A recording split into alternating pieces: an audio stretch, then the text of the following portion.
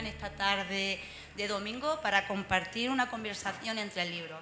Estoy convencida de que tanto el libro que presentamos como el libro de la 42 Feria del Libro, como los participantes en esta charla, merecen sobradamente su atención y su interés.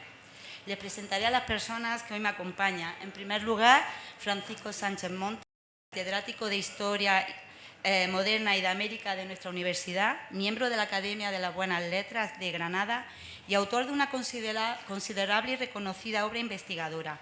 Y Manuel Gómez Ros, filólogo y director de la Fundación Francisco Ayala, estrechamente relacionado con el libro que hoy presentamos, como ahora explicaremos. Yo soy Pilar Caracuel Sánchez, diputada de Cultura y Educación de la Diputación de Granada.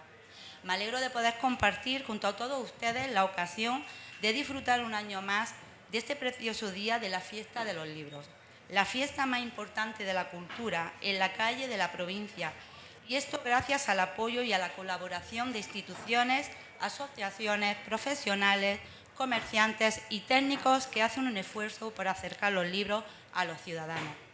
Como seguramente saben ustedes, la Diputación es la encargada, entre otras cosas, de editar el llamado Libro de la Feria.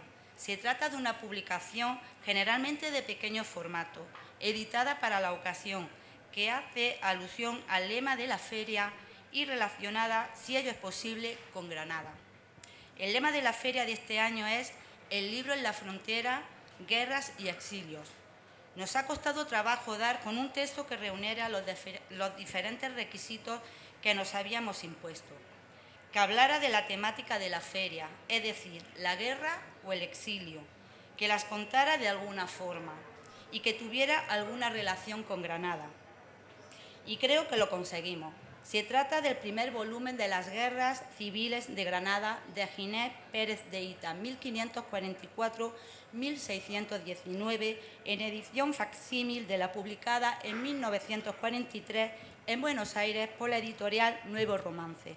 Solo debo advertirles de que, en vez de imprimir las dos partes de la que consta la edición original, hemos publicado solamente la primera. Ginés Pérez de Hita, escritor y soldado murciano, debía de estar ya bien entrado en la veintena cuando combatió en la guerra contra los moriscos de las Alpujarras, a las órdenes del marqués de los Vélez.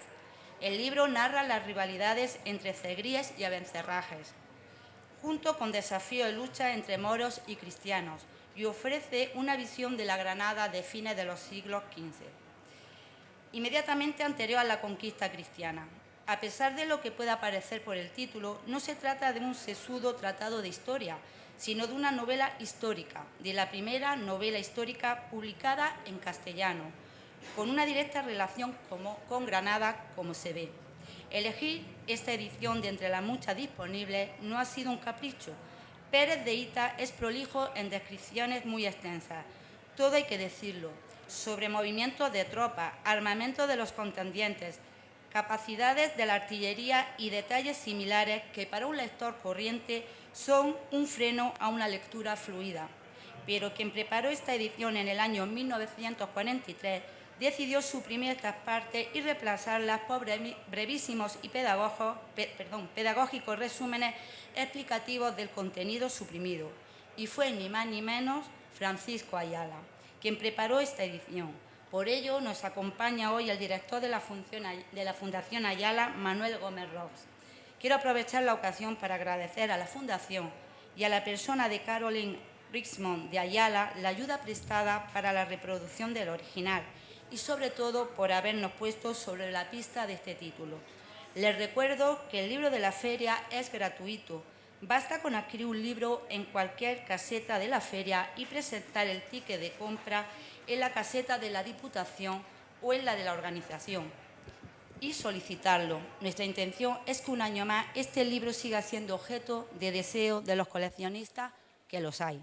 El hecho de que sea gratuito es buena muestra de la idea y del compromiso que esta Diputación tiene y mantiene con la cultura, en este caso con las publicaciones, sector en el que siempre hemos estado presentes. Los libros como vehículo de una cultura que hay que acercar todo lo posible a las personas, porque personas más cultas son personas más críticas y, en definitiva, personas más libres. Y nosotros, como institución, Estamos aquí, además de para vertebrar y organizar, sobre todo para potenciar el acceso a la cultura. Muchísimas gracias y tiene la palabra Francisco Sánchez. ¿No? Ah, tú. Bueno, para mí me habían dicho Francisco Sánchez. Pues entonces Manuel. Perdón, pues Manuel. Habéis cambiado el orden. Pues nada, gracias. Muy bien. Muchas gracias, Pilar, por la presentación y gracias a todos los presentes y a las instituciones organizadoras, porque precisamente estábamos comentando en la puerta la oportunidad, el acierto que representa la elección de este libro como libro de la feria, en relación con los temas que se proponen que sean los protagonistas de esta Feria del Libro de Granada, ¿no? De la 42 edición de la Feria del Libro de Granada.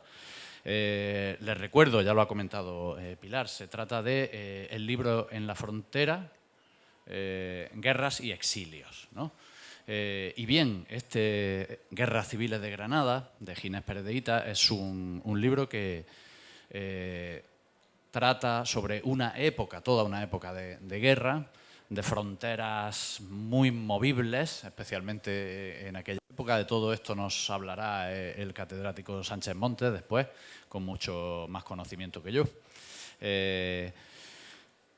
Y también está muy presente el exilio en el propio contenido del libro, puesto que, por definición, los personajes que en él aparecen se exilian y vuelven y se desplazan y se mueven, pero también por la edición elegida para reproducir como libro de la feria, ¿no? Como ha adelantado nuestra diputada de Cultura, se trata de la edición que se publicó como se especifica en la cubierta, al cuidado de Francisco Ayala, un escritor exiliado como producto directamente de una guerra, ¿no? Es decir, ven que continuamente los motivos que dan lema a esta Feria del Libro están apareciendo en torno a este libro y en torno a las palabras que les vamos a dirigir hoy para presentarlo, ¿no? Se trata de un libro escrito por un soldado, pero que era también un humanista de alguna manera, era un personaje interesante. Después hablaremos un poquito más sobre él. Y después, casi no diremos que reescrito, pero sí reelaborado, versionado, se diría ahora, ¿no? Modernamente, por otro humanista, Francisco Ayala, que además era granadino, ¿no? Así que desembocamos también en Granada, por partida doble igualmente, ¿no? Francisco Ayala, desde luego, sí que es una figura, representa, he dicho que es un humanista, es al menos una figura, es a lo mejor una palabra muy grande, ¿no? Pero es una figura muy polifacética y desde luego se puede decir que representa en bastantes sentidos el epítome del intelectual español del siglo XX, ¿no? En el año 1965, cuando él ya tiene casi 60 años cumplidos, toda una larga trayectoria, mucha obra publicada, se le ofrece la oportunidad de publicar una antología de sus mejores textos, preparada por él mismo, en España, ¿no? En la editorial Gredos, y se le pide un prólogo en el que él mismo debe presentarse. Recuerden que llevaba exiliado para esa fecha pues, más de 20 años, ¿no? Y era relativamente desconocido para el público lector español. Se le pide entonces que se presente en este prólogo y él pregunta retóricamente, pues, ¿qué seré yo? ¿Un novelista? ¿Un ensayista? ¿Un catedrático? ¿Y si catedrático de qué? ¿De ciencias sociales? ¿De literatura? Todo esto, claro, es retórica, pero nos pone nos da mucha información acerca de todo lo que Francisco Ayala verdaderamente era.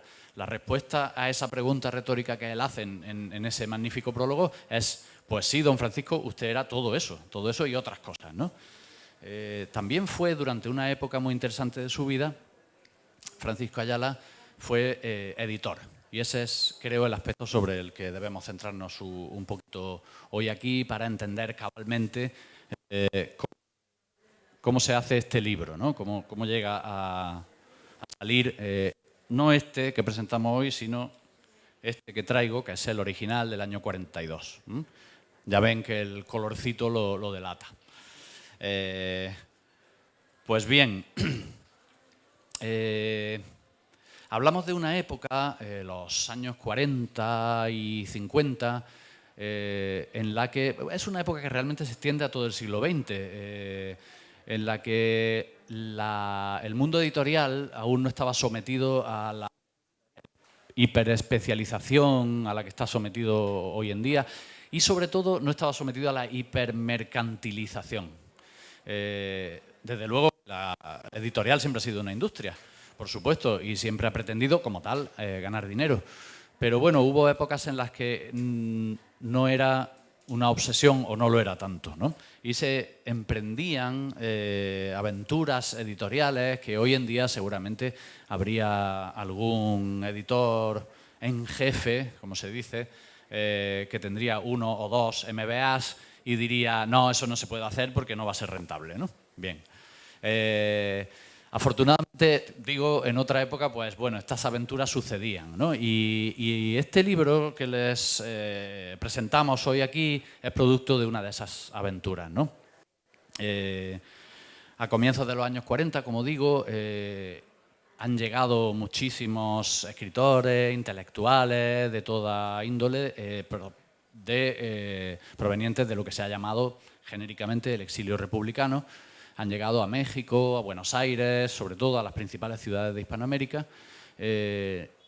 Muchos de ellos se dedicaban a la enseñanza en España antes de la guerra, pero al llegar a sus nuevas ciudades de acogida, digamos, pues no hay espacio para todos en esta dedicación y se tienen que ocupar en otros menesteres, ¿no? Lógicamente, pues se tienen que ganar la vida. Y ese es el caso de Francisco Ayala. Como digo, hablamos de Francisco Ayala porque es nuestro protagonista de hoy, pero consideren que es un caso ejemplar en el sentido de que se podría encontrar cualquiera de estos rasgos que voy a enunciar muy brevemente, se podría encontrar en otros muchos personajes muy destacados de la cultura española del siglo XX. Pues bien, en esta época Francisco Ayala se ocupa en traducir libros de las lenguas que conoce, todo del alemán, que lo aprendió en su estancia en Berlín en los años 30, se ocupa en publicar artículos en periódicos, pero como sigue pasando hoy, pues eso no estaba muy bien pagado, y se ocupa en tareas editoriales. Y hay una aventura muy simpática, la de la creación de las ediciones Nuevo Romance, que es la editorial en la que aparece Guerras Civiles de Granada, ¿no?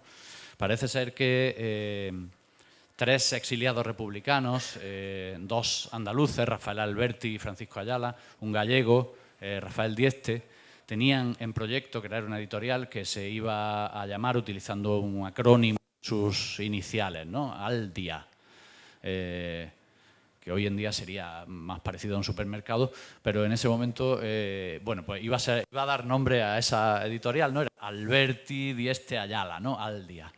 Y en un momento se incorpora José Venegas a este proyecto y les propone cambiar el nombre, tomando como inspiración el de una antigua revista que había sido también muy, muy exitosa en los círculos intelectuales, y lo llaman Ediciones Nuevo Romance. Consiguen financiación, según cuenta Francisco Ayala en sus memorias. Es un capítulo estupendo que les recomiendo a quien no lo haya leído.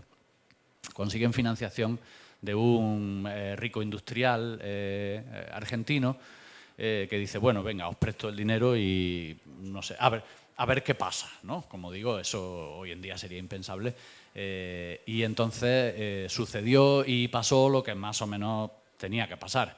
Llegaron a publicar 6 libros durante poco más de un año, no obtuvieron eso que en términos modernos también retorno, creo, ¿no? Ninguno, seguramente los libros no se vendían nada. También porque cometieron un error estratégico y es que encargaron la distribución a Losada, que era a su vez editor y cuenta la historia de la edición, no era precisamente de los que jugaban limpio, ¿no?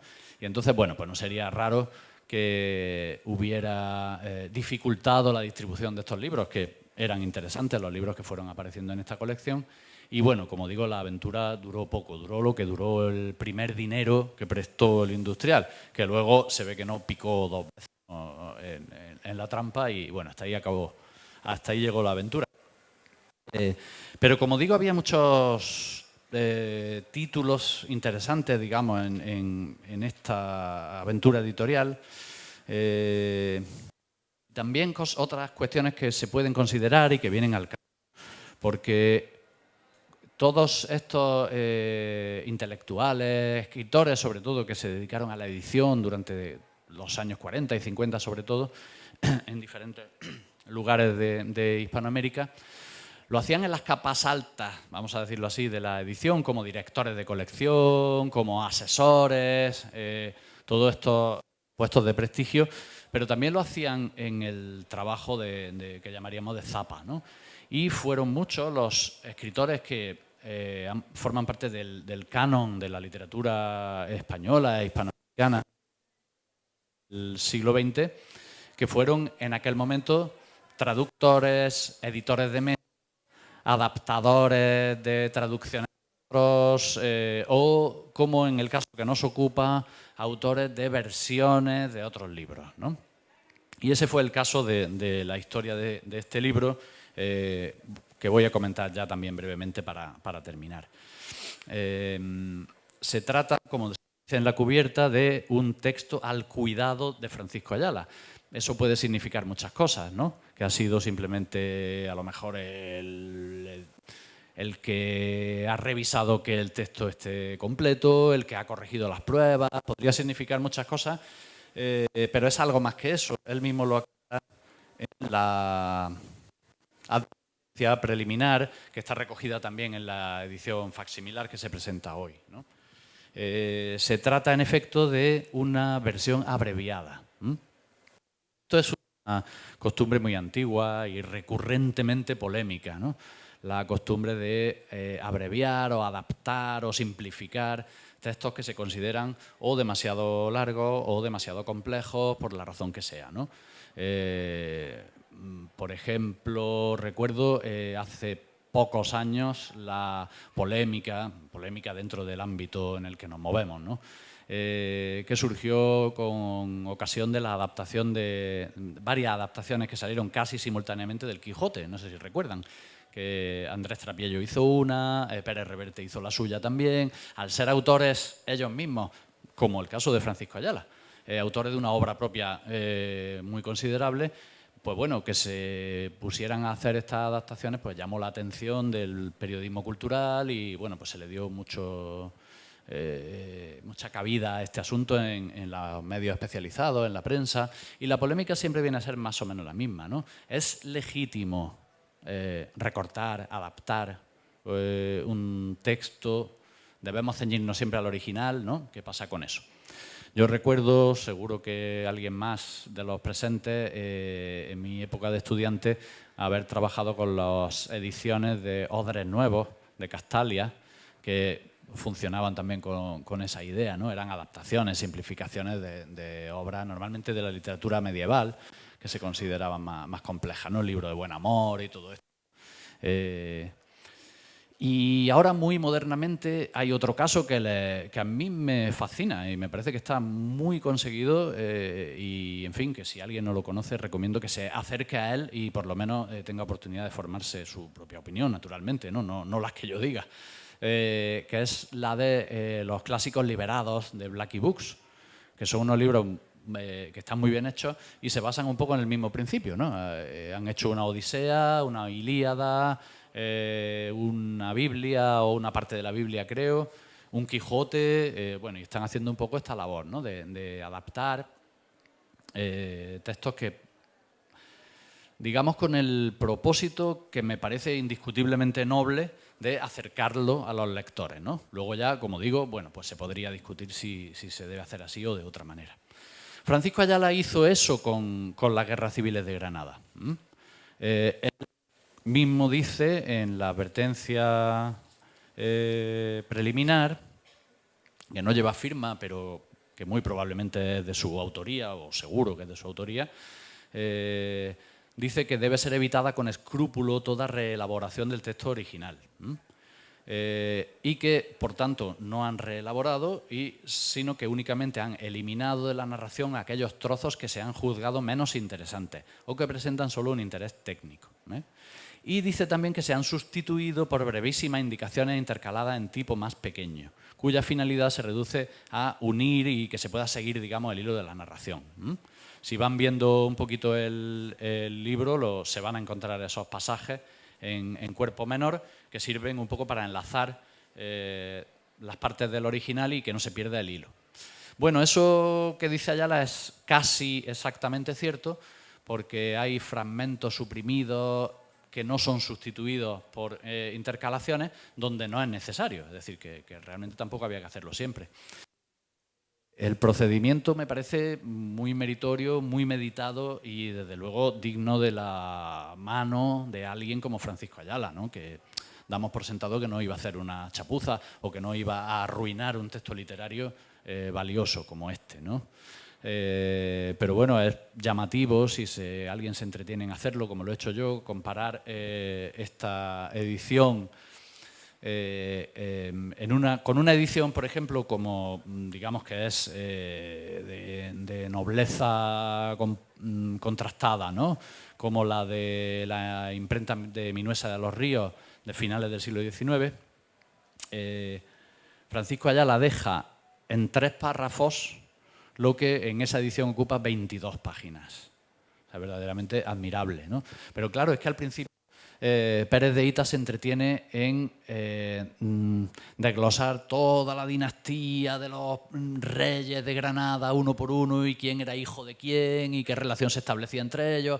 Y es verdad que esas relaciones, que tienen su interés naturalmente para los historiadores, y sobre eso ahora me gustaría que el profesor Sánchez Montes nos hablara con detalle, pero puede ser un poco fatigoso para el lector general. Considero que la mayor parte de los que estamos aquí, de los que van a pasar durante todos estos días por la feria y van a recoger el libro de la feria que se obsequia gratuitamente por cortesía de la Diputación de Granada, considero que la gran mayoría de todos ellos, digo, son lectores comunes, como yo mismo, que agradecemos el trabajo hecho por Francisco Ayala.